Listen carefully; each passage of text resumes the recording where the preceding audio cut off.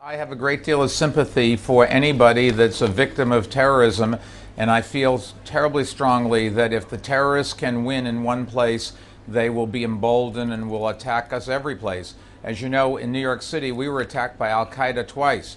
1993 bombing of the World Trade Center and the terrible tragedy in 2001 on September 11th when both the towers with roughly 3,000 people were brought down.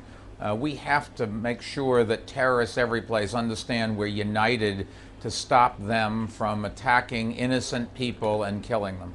Mayor, you have said many times that Israel has the right to defend itself. But looking at this conflict, what do you say to those who criticize the efforts and cite the fact that they believe that this force is excessive? Well, let me just phrase it for you, something that'll bring it home.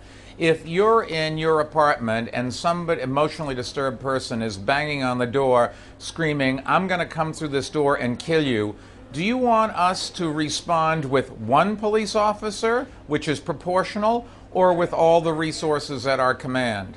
Just think about it in that context. There's no such thing as proportional response to terrorism. This is not a game that we're playing by the Marquess of Queensberry rules. People's lives are at risk.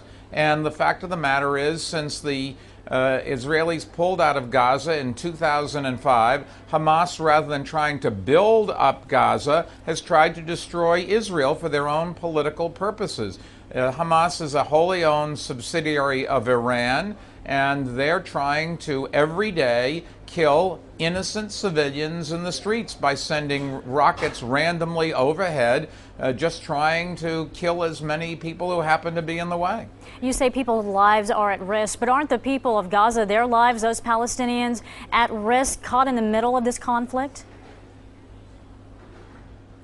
Absolutely, and if Hamas wants to continue to kill them, they're going to continue to lob rockets. But you know, it's the ultimate cowardness to launch your attack with human shields around you.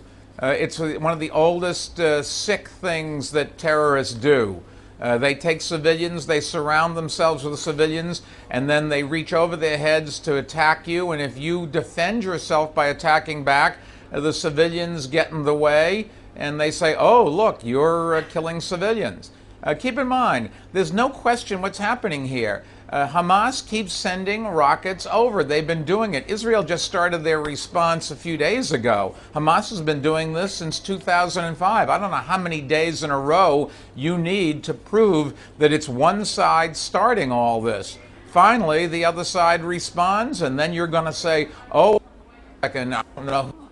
First, come on." Well, let me touch on that. You said Hamas has been doing this since 2005. Let's talk about the timing of this latest conflict. There are those who criticize it, saying that Israel is doing this now before the Obama administration takes office because they feel that Israel will get a thumbs up from the Bush administration.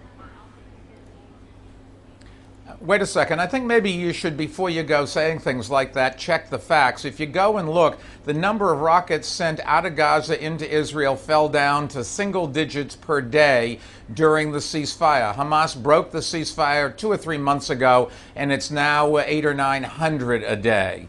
That was done starting 2 or 3 months ago, and it's not the Israelis that have picked the timing, it's Hamas who's picked the timing. Whether they're trying to do that to play to domestic concerns in Egypt, in Palestine, in Gaza, in the West Bank, in the United States, I have no idea. But there's just no question that they, for a while, didn't send any missiles out, and then all of a sudden ratcheted it up 2 or 3 months ago to just a level that no government could possibly allow to go on.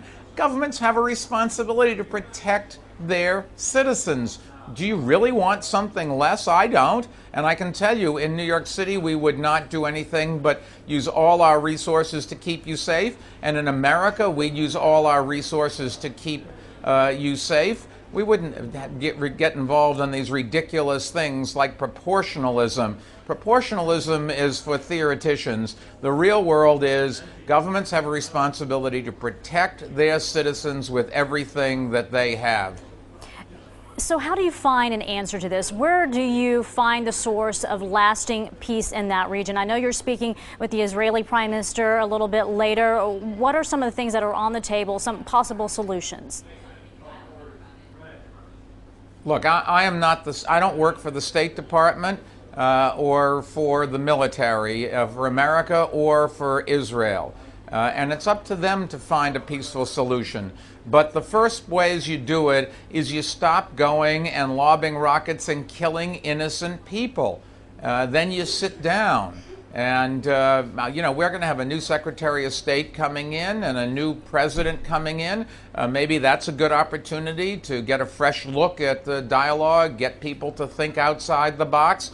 Hopefully, we'll be able to do that. I have enormous confidence, as you know, in Senator Clinton's abilities, and I think she's going to be easily confirmed by the Senate and be a great Secretary of State.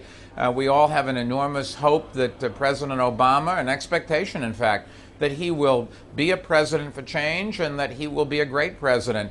And when he was here, he could not have been more clear in what he said. He said, if my daughters were being threatened, I would do everything I could with all my resources at my disposal to protect them. I feel the same way about my two daughters that he feels about his two daughters, and I hope you do about yours if you have kids.